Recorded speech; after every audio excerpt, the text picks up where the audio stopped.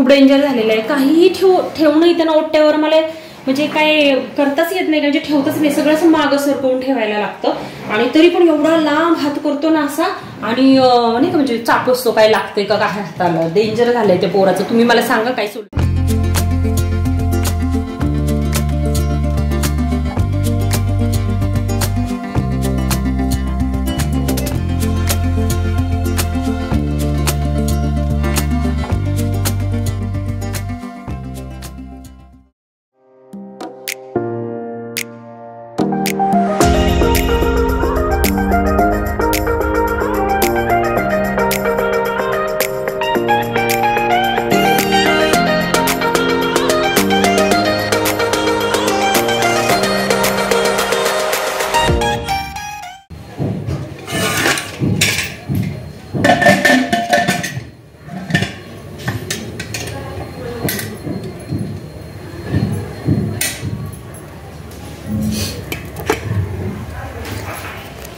Cooker लावून घेतला।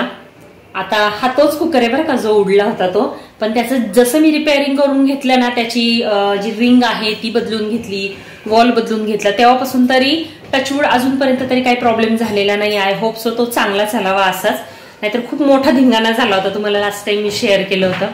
आणि बघू शकता बांधकामामुळे माझा पूर्ण जो खिडकीचा जो गार्डन व्ह्यू आहे ना तो पूर्ण गेलेला आहे। ते हिरवं ग्रीन कलरचं कापड लावलेलं आहे, नाहीतर आमचे जे शेजारचे आहे ना त्यांचं छान असं गार्डन मला इथून खिडकीतून दिसायचं।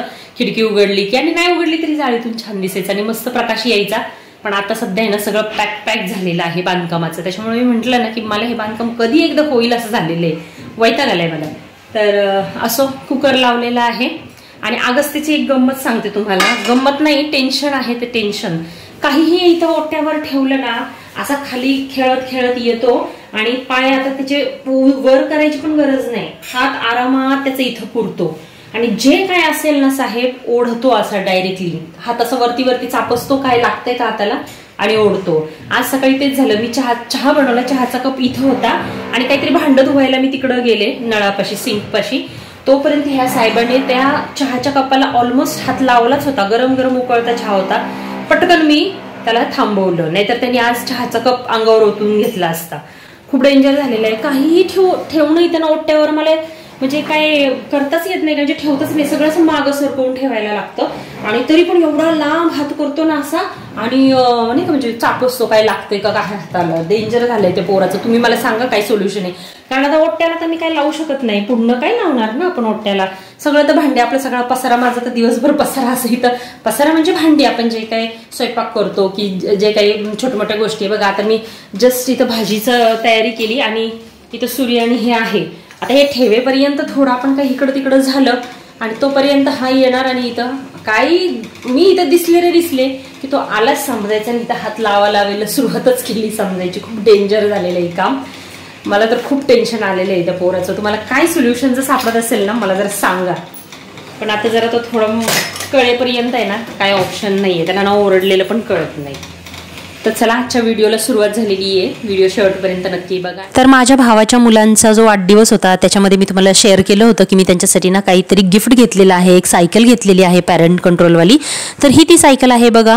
बर्थडेच्या दिवशी आहे ना गाडीत जागाच नव्हती घेऊन जायला, त्याच्यामुळे ही मला त्या दिवशी नेता नाही आली, तर दुसऱ्या दिवशी आहे ना आम्ही तिकडनं दुकानातून घेतली ती आणि नेऊन दिली मम्मीच्या घरी। तिथे तुम्ही बघू शकता अगस्त्य बसलेला आहे, अगस्त्य आता 1.5 वर्षाचा आहे, पण तरी पण आहे ना ही जी सीट आहे ना ही बरीच मोठी आहे, म्हणजे जवळजवळ 3 ते 4 वर्षाचं बाळ ह्याच्यामध्ये आरामात बसू शकेल, आणि पुढे ना छान अशी सेफ्टी आहे त्याला। आता अद्वैत ऋग्वेद बघा त्यांचे साईजनुसार आहे ना ही सायकल बरोबर आहे, आणि पुढे सेफ्टी आहे, आणि हळूहळू त्यांना एकदा बसायला व्यवस्थित त्यात कम्फर्टेबलपणा आणि कॉन्फिडन्स आला ना की ते खूप छान बसू शकतील, आणि नंतर थोडे मोठे झाल्यानंतर ते पुढचं सेफ्टी काढू शकतात, आणि पॅन्डलनी सुद्धा ते चालवू शकतात स्वतःच्या स्वतः सायकल, आणि जी वरची जी छत्री आहे ती देखील आपण काढू शकतो। प्रत्येक पार्ट ह्याचा रिमुवेबल आहे, आणि हे मस्त असं गिफ्ट मी त्यांच्या घरी जाऊन पोहोचतं करून आलेली होते दुसऱ्या दिवशी। तर आजच्या व्हिडिओमध्ये ना मी एक खास रेसिपी तुमच्याशी शेअर करणार आहे, ती म्हणजे पाटवडी रस्सा. ज्यांना नॉनव्हेज खाता येत नाही काही कारणास्तव, त्यांना आहे ना ही पाटवडी रस्सा भाजी अगदी नॉनव्हेज सारखीच लागते, म्हणजे त्याच्यापेक्षा पण दुप्पट टेस्टी लागते. तर त्याच्यामुळे ना ज्यांना नॉनव्हेज खाता येत नाही त्यांनी ही रेसिपी आहे ना जरूर करून बघा. तर जसं आपण नॉर्मल बेसन पिठलं करतो ना त्याप्रमाणे जिरी, मोहरी, हिरवी मिरची, लसूण याचा छान असा तडका द्यायचा तेलामध्ये आणि त्या फोडणीमध्ये ना बेसन पीठ पाण्यामध्ये कालवून टाकायचं आणि छान असं घट्टसर बेसन पिठलं करायचं. आणि ते थोडंसं गरम गरम असतानाच, कोमट असताना एका प्लेटला आहे ना तेलाचा हात लावायचा आणि छान असं आहे ना थापून घ्यायचं हाताने. जर तुम्हाला हाताने जर जमणार नसेल तर हाताला थोडीशी एखादी कॅरी बॅग वगैरे लावायची जर भाजत वगैरे असेल तर. पण थोडंसं कोमट करून थापलं तरी चालतं, पण एकदम थंड नाही करायचं, नाही तर मग तेच पसरत नाही व्यवस्थित, असं गुठळ्या होतात. तर गरम असतानाच ते थापायचं. त्याच्यावर मस्तपैकी तीळ, सुकं खोबरं आणि कोथिंबीर टाकायची आहे. आणि हे ना त्याला थोडंसं कोमट झाल्यानंतर आहे ना त्याला अशा पहिल्याच आहे ना आपण अशा सुरीनी लाईन्स पाडून घ्यायच्या आहेत. याचा जो आकार आहे ना तो कापण्यांसारखा आपण कट करू शकतो किंवा चौकोनी देखील तुम्ही कट करू शकता. तर इथं थोडंसं कोमट असतानाच मी त्याला लाईन पाडून घेतले आहेत, कारण एकदा ते जर थंड झालं तर ते कडक होऊन जातं. कडक म्हणण्यापेक्षा त्याच्या व्यवस्थित वड्या पडत नाही. तर चला इथं मस्तपैकी माझ्या अशा कापण्यांसारख्या याच्या वड्या पाडून झालेल्या आहे. आणि आता मी रस्सा तयार करायला घेणार आहे. रश्श्यासाठी आहे ना मसाला जो मी वापरलेला आहे तो मी इथं तुम्हाला जे मी शूटिंग केलं होतं ना ते इथं मिस झालेलं आहे माझ्याकडून, पण मी ते तुम्हाला तोंडी सांगते. कांदा चांगला लाल करून घ्यायचा. कांदा, खोबरं, आलं लसूण पेस्ट, थोडेसे तीळ, खसखस असं सगळं आहे ना छान कोथिंबीर वगैरे टाकून मस्त असा घट्ट मसाला मिक्सरमध्ये वाटून घ्यायचा. ते तुम्हाला दिसतंय की जे पिठल्याची जी कढई केली होती ना मी, त्याच कढईमध्ये तेलामध्ये मी मस्तपैकी तो मसाला आहे ना असं जिरी मोहरीची फोडणी देऊन, थोडं कढीपत्ता असेल तुमच्याकडे तर तो पण टाकलं तर अजून जास्त फ्लेवर वाढेल याचा. आणि तो जो मसाला आहे ना जो मी आता तुम्हाला सांगितला तो छान असा लालसर परतून घ्यायचा. आणि याच्यामध्ये घरातले आपले सगळे मसाले म्हणजे जसं की हळद, घरचा काळा मसाला, लाल तिखट आणि याच्यामध्ये मस्त असं आपण चिकन मसाला पण टाकायचा आहे. तर मी इथे ना घरकुलचा चिकन मसाला टाकणार आहे, जेणेकरून ना ह्याला मस्तपैकी अशी चिकन सारखी टेस्ट येणार आहे. आणि ते सगळे मसाले ना ह्या मसाल्यामध्ये छान असे फ्राय करून घ्यायचे. इथे तुम्ही बघू शकत असाल मस्त कलर आलेला आहे त्याला आणि तेल पण सुटलेलं आहे साईडनी. आणि इथून आता मी तो घरकुल मसाला जो मी तुम्हाला म्हटले तो मी इथं टाकत आहे. घरकुल मटन मसाला, कुठल्याही कंपनीचा मटन मसाला तुम्ही टाकू शकता. आणि जर नाही टाकला, स्किप केलं तरीही चालेल, काही हरकत नाहीये. रेग्युलर आपले मसाले देखील टाकलं तरी तेवढीच टेस्ट लागणार आहे. तर आता छान असा मसाला इथं फ्राय करून झालेला आहे. याच्यामध्ये पाणी टाकायचं आहे आणि छान असा रस्सा करून घ्यायचा आहे. याला थोडासा ना पातळ रस्सा पण चालतो, काहीच हरकत नाही, खूप छान लागतो. तर इथं पातळ रस्सा मस्तपैकी करून घ्यायचा आहे. छान अशी उकळी काढून घ्यायची आहे. याच्यात लगेच त्या वड्या टाकायची घाई करायची नाही. मस्तपैकी ह्या रश्श्याला छान अशी पहिली उकळी काढून घ्यायची आहे. आणि ज्या बेसन पीठ ज्याच्यामध्ये आपण परतलं होतं ना त्याच कढईत टाकण्याचा फायदा म्हणजे काय होतं की त्याला लागलेलं जे बेसन आहे ना ते सुद्धा ह्या रश्श्यामध्ये उतरतं आणि थोडंसं घट्टसरपणा येतो. तर इथे मस्त रस्सा माझा तयार झालेला आहे. चवीपुरतं मीठ ॲड करायचं आणि छान अशी उकळी काढायची आहे.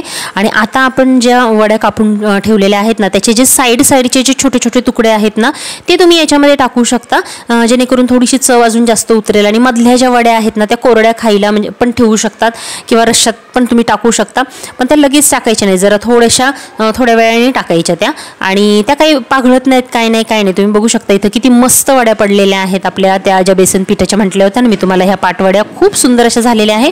आणि कडकडचे जे पीस आहेत ना ते मी या रश्श्यामध्ये टाकून घेत आहे. याच पद्धतीने मासवड्या देखील केल्या जातात. तर पाटवड्या आणि मासवड्यामध्ये काय फरक आहे तर पाटवड्या म्हणजे पूर्ण अशा आपण थापून घेतो प्लेटमध्ये जसं मी आत्ता केलेलं आहे आणि वर्ण खोबरं, कोथिंबीर, तीळ वगैरे असं टाकतो आणि थापून चपट्या वड्या आपण रश्श्यामध्ये टाकतो.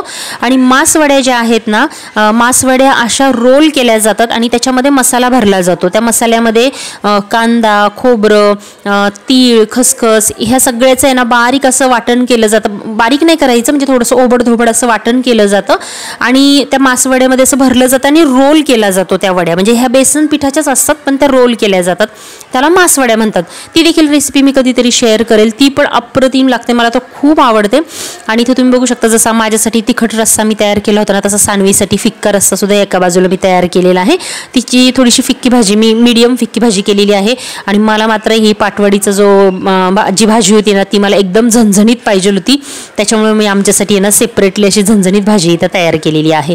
तर कशी वाटली तुम्हाला ही पाटवडीची रेसिपी?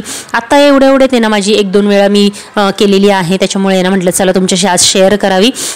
कारण ज्यांना नॉनव्हेज खाता येत नाही ना त्यांना खरंच ही भाजी खाल्ली ना, मी तुम्हाला सांगते, तुम्ही 1 चपातीच्या ऐवजी 2-3 चपात्या आरामात खाताल. तर इथे बघू शकता मस्त आता मी जेवण करायला घेतलेलं आहे. इथे माझा हा पाटवडी रस्सा, त्याच्याबरोबर मस्तपैकी सोबत चपात्या आणि इथे कोरड्या पाटवडी बघू शकतो तुम्ही. अशा पद्धतीने आपण बाजूला साईडला प्लेटमध्ये देऊ शकतो टेस्ट म्हणजे तोंडी लावायला. आणि चपात्या आणि हो ह्या रश्श्याबरोबर मस्तपैकी आपला इंद्रायणी भात तर पाहिजेलच.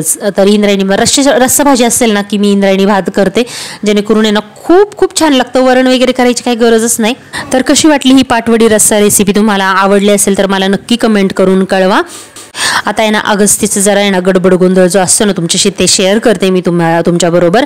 जेवढी काही भांडी घासून ठेवलेली असतात ना बाईने साईडला सगळी घेतो आणि आहे ना हॉलमध्ये नेऊन इकडे तिकडे टाकतो. खेळायला त्याला आहे ना पसारा घालायला खूप आवडतं.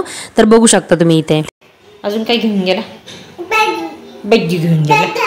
हां दादा घेऊन गेला. अजून काय काय भांडी दाखव मला, काय काय भांडी नेली कुठं? This girl got stuck in a snowy desert, completely alone in an area known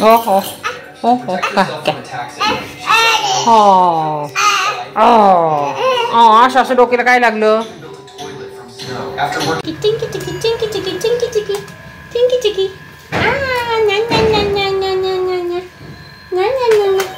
आमच्या अगस्तीची बघा कशी मस्ती चाललीये.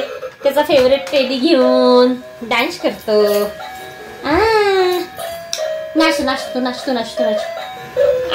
दुपारच्या वेळेला बेडवर असं खेळत बसलाय बघा. एवढा मोठा बेड केलाय डॅडनी त्याच्या आणि मस्त खेळत बसलाय त्याला. अरे हो पडलो अची झालो.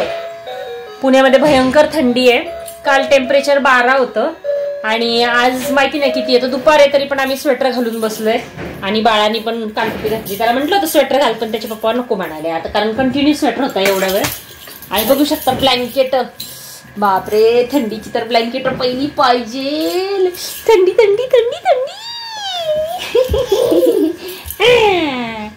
हक्कर मला हक्कर बाबू हक्कर मस्त अशी मस्ती घालायला पाहिजे गादीवर. बाबू हक्कर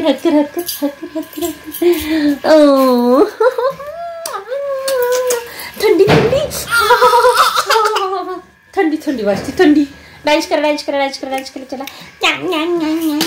तर अगस्त्य बरोबर खेळण्यामध्ये, त्यांनी घातलेला पसारा आवरण्यामध्ये आणि त्याच्या ज्या बाललीला आहेत त्या सगळ्या बघण्यामध्ये माझा दिवस पूर्ण कुठं निघून जातो ना मला समजत देखील नाही. तर असो आजची रेसिपी तुम्हाला आवडली असेल तर नक्की कमेंट करून या व्हिडिओला लाईक करायला विसरू नका आणि सबस्क्राईब देखील जरूर करा. चला तर मग भेटूया तशाच एका नवीन व्हिडिओमध्ये. तोपर्यंत बाय.